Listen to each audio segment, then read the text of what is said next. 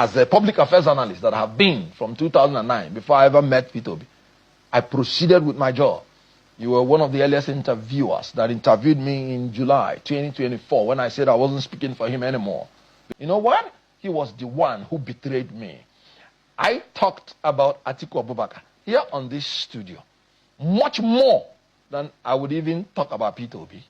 Hello guys, there is fire on the mountain. Somebody said that Kenneth Okonkwo is living in bondage part 3. Kenneth Okonkwo finally battled pressure that he doesn't want to talk about Peter Obi. And according to him, in those fresh updates, Kenneth Okonkwo accused Peter Obi of betraying, that Peter Obi is a betrayer. He also went as far to say that he saw some qualities in Peter Obi that make Peter Obi not to be fit to become a president of Nigeria or any country.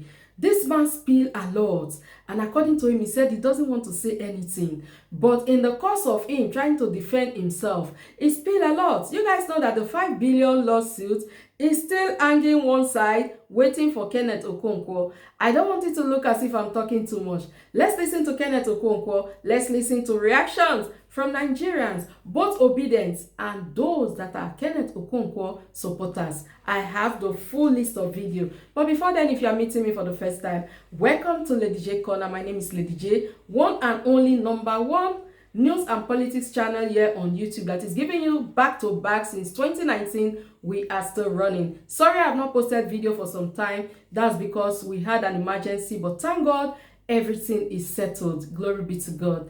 My dear brethren, now let's see the videos together. Remember to leave your comment what you think in the comment section. I'll see you at the ending part of the video. Roll it. But tonight I'm being joined by a man who is just newly appointed as a spokesperson of the Atiku campaign organization, Mr. Kenneth Okonkwo. Is live for us here in Asuro. It's a pleasure having you join us tonight. Thank you very much, and thank you viewers at home for joining us. We understand that you're supposed to be served the suit between you and Mr. Peter Obi based on criminal defamation. Oh, well, I always hear whatever they are doing, first and foremost, from the social media, because they are just social media, presidential candidates, social media, account followers. So I heard it on social media, and I'm sure whenever I receive it, I'll let you know.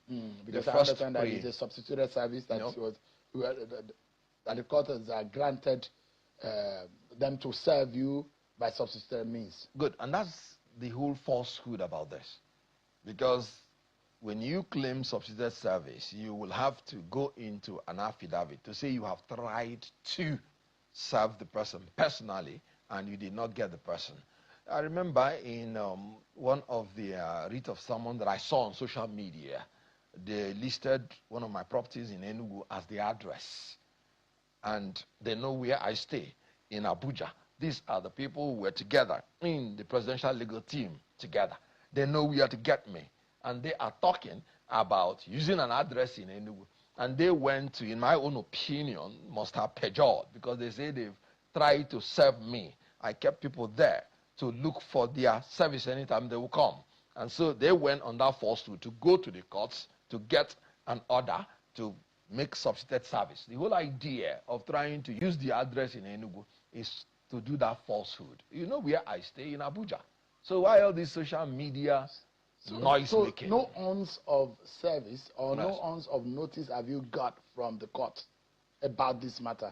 Everything from the court. From the court, directly no, or indirectly, Yes. It's been on social media all along. It's been on social media, but this legal tussle and this legal battle has been on social media. All along. The pre-action notice, they put it on social media before they served me in my phone. And even though I could have objected to the mode of service, I accepted it and replied. But from the court, I've not received anything. Are you ready for this battle? There's no battle at all. This is just a joke.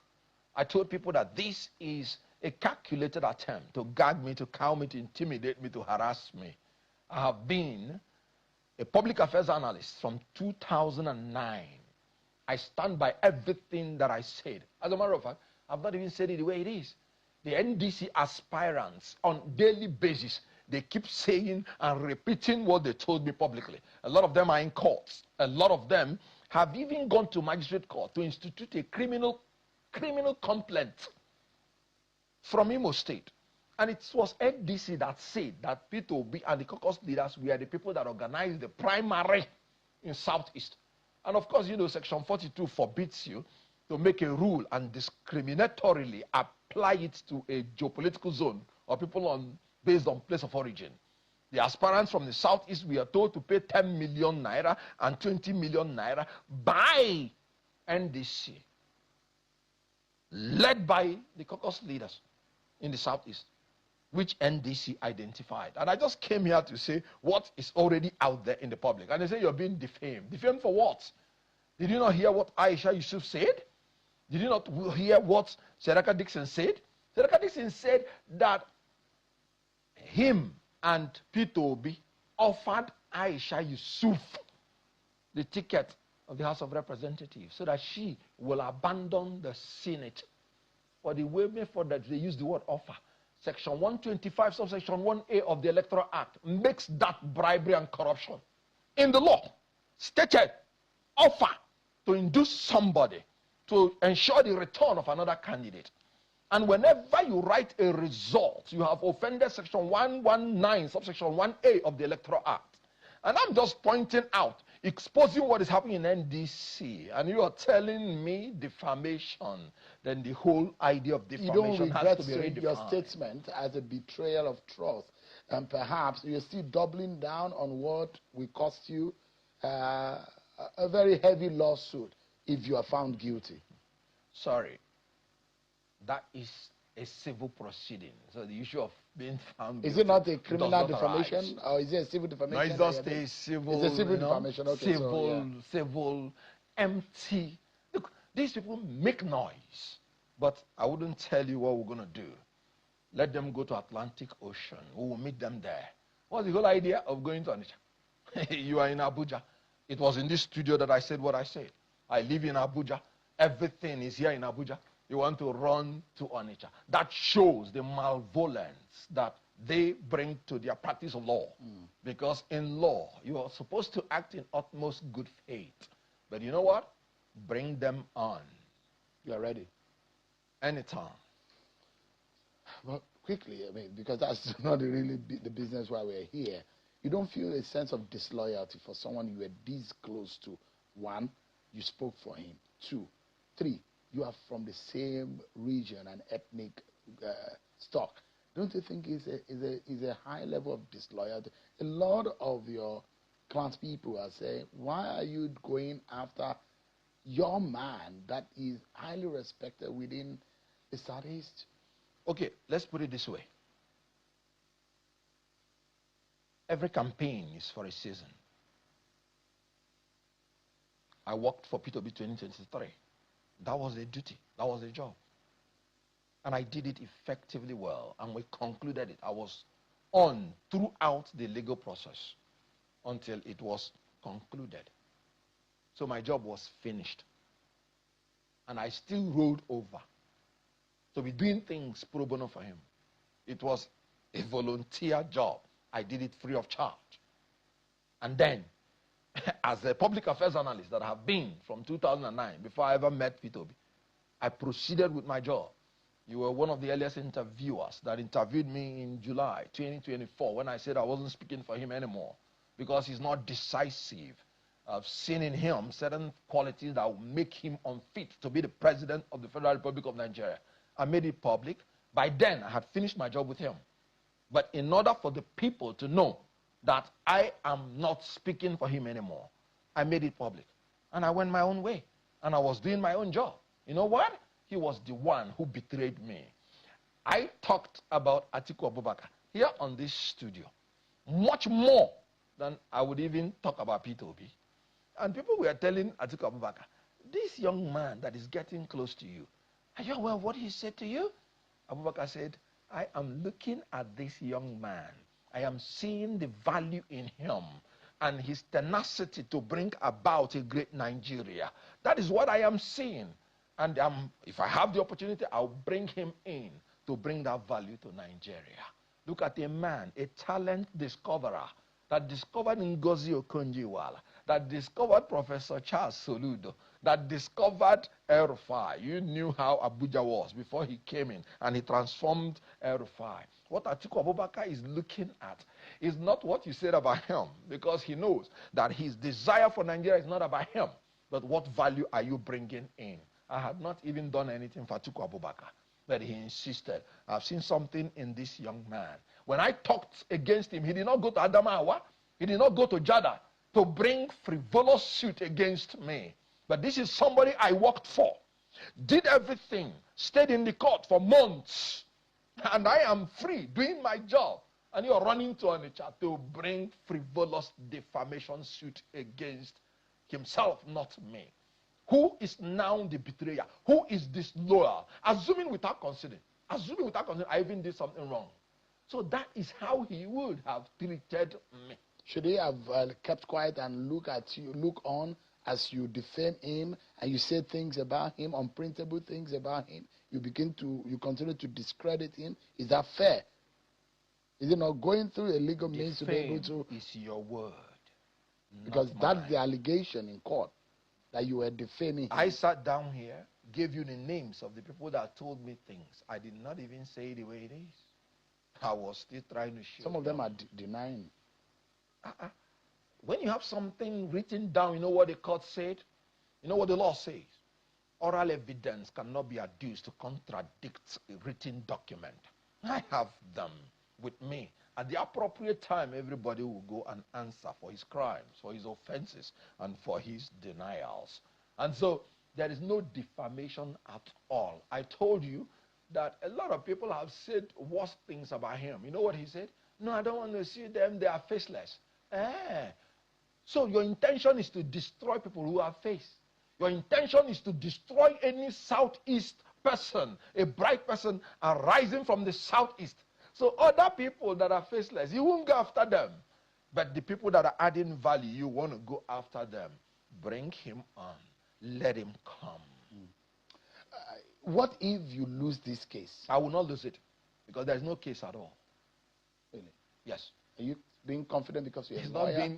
Are you? Yes, I am a lawyer. I know the things I said. First and foremost, I was briefed by a client. Second and foremost, I'm a public affairs analyst. Third and foremost, I am a citizen of Nigeria that's under a legal duty to expose corruption and crime anywhere I find it and wherever I find it. I have been a columnist since 2019, and I have the right, even as a columnist, not even to disclose my source of information, provided I can justify that it's true. Is it in contest that NDC aspirant from Southeast, we are told to pay 10 million naira for House of Rep, 20 million naira for Senate? Do you know in Enugu State, where I come from, 99 persons contested for the House of Rep. That's 990 million naira. 98 persons in Imo State contested for House of Rep alone. And that's not the money for the forms? It is not the money for expression of forms. It's not the money for the nomination. And their own guideline is that you pay just for expression of interest form. And after you have won, then they will take. And all of these people spoke to you? Not all of them, but the 99 members was broadcasted by NDC. What is your ultimate aim around Peter Obi? Do you want to? You are happy to bring him down, or what exactly? What exactly do you gain? I've just been appointed the spokesperson of Atiku Abubakar, and is inconsequential, whatever he's doing with his life. If we may proceed to more important issues, I want to talk about contenders. But the question in I'm 2027, asking you, Mr. I don't Okonkwo, want to talk about pretenders. who are those? Are you bringing down someone that's already down? What are you doing? Please proceed with other issues. Can anyone trust I you, have. Mr. Okonkwo, for example? You spoke about Bola Tinubu. Yes. You spoke about Peter Obi. Yes. You spoke about how can Atiku trust you? How can Nigerians trust you that you won't betray Atiku Abubakar the way you have betrayed Bola Tinubu, betrayed Peter Obi? Good. I have not even worked with Atiku Abubakar, so where's the betrayal? You have just started. No, that's what I'm saying. I have not even worked with Tinubu. I said I don't like same-faith ticket. You said said a lot of things about Tinubu on the stage, on the podium. Absolutely, You and were I'm literally still saying, the MC of APC, and I am still saying it, standing by it. Let me tell you, you know what Atiku Abubakar said in the letter of appointment? This appointment confirms the confidence I repose in your integrity, in your public communication skills, in your political judgment, in your all the goodies anybody can say. He's a man that knows that I can never betray, by the grace of God, anybody I have worked with. But you betrayed Peter Obi, don't you? You work for Peter Obi. He betrayed himself. I just told you how he betrayed me. Because we're the first who denounced him publicly. The first that denounced him publicly. You were between both of you, you were the first who came out to say you don't trust him. He's not resolute. He's not consistent, and you said so many things about him. Okay, now let's look at it this way. How many times do employees fire their bosses? It takes a man of principle to do that. So you fired Peter Obi, did not fire you? That's your words. I just made a public statement. And Sheung, if you don't have any other thing to say in this program, let us consider it done. You're done with talking about Peter Obi? Because he's not relevant. Why does he agitate you? How? You are the one that is agitated. No, I'm just asking. I've asked you now 3 times for us to proceed. Is it a possible success of Peter Obi? Hold on. I've asked you for 3 times to proceed to another topic. You know, you know what? You are the one that is fixated. You are the one that is fixated. The political disagreement within Igbo land has stalled the progress of allowing any Igbo man become president in this country. And you don't think this is a trace of it? I can tell you that the quality of leadership of a people determines the rate of their progress. I've always told you that the success democratically of a people depends on how they are able to cohere among themselves and collaborate with other people. There is no doubt that when a people are not united, when they are not in peace, it will impede their tendency and their capability to govern. Let me ask you, this is your appointment. How much did you work hard for it? They say you lobbied so hard for it. And there are a lot of pictures of you around Atiku Abubakar's corridor at his balcony. And the thinking is that you must have been having sleepless nights and having night vigils at Atiku Abubakar until the man just bestow and have mercy upon you to give you the appointment. Well, I really thank God for his grace. I've heard so many things too. I've heard that I went to Peter Obi to ask for rent for a duplex. He said, oh, no, we'll give you for a flat. And I went to Atiku. And then he still gave me the one for flat. And I laughed. You know why? The same person that's talked about the rent, the first thing he said is that I went to Peter Obi to ask to become the publishing secretary of a failed political party. When he did not click, he now said I went to Peter Obi to ask for rent. By 1994 in Lagos, I packed into my own duplex, which as a young man of 20, I rented myself 5 Cobham Street, Lagos, and I lived there for 14 years. When I came to Abuja, I couldn't start living in duplex again. I started building mansions to the glory of God. The issue here is this. Let me be doing my job, let them be talking. The whole idea is that Atiku Abubakar is a talent discoverer.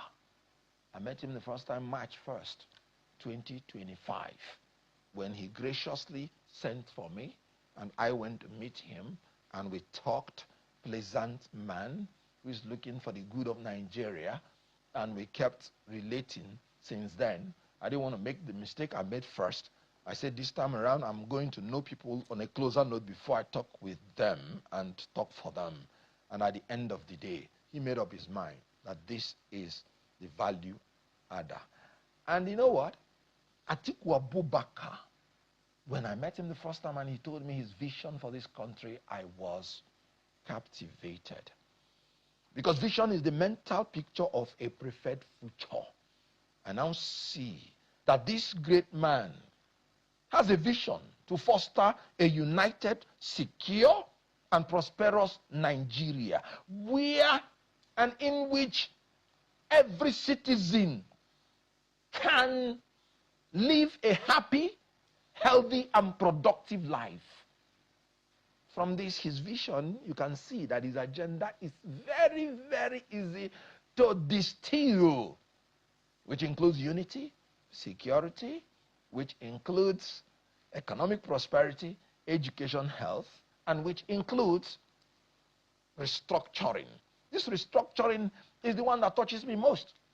But in order to achieve these things, Atiku Abubakar is of the opinion that his mission will be to provide appropriate political leadership to implement his developmental agenda and to facilitate the realization of his vision. He understood from day one that no matter how good a manifesto is, no matter how good the laws of the land are, no matter how good your own program is, without effective leadership, it will come to naught. Our problem in this country is implementation. Enough of all these words. Atiku Abubakar is going to be a man of action. That is what his mission is, and his agenda will be adequately fulfilled. In 1999 to 2007, Atiku Abubakar did it with Olusegun Obasanjo. Alright guys, thank you very much for watching the video with me. Do let me know what you think in the comment section, because my people, everywhere they woto, everywhere they hot presently. I will see you all in my next video. Do not forget to like, share, and subscribe, and give me this opportunity to say thank you to YouTube for giving us such an amazing platform to share news and politics with our brothers and sisters all over the world. I remain your one and only Lady J, and here is Lady J Corner. Shalom.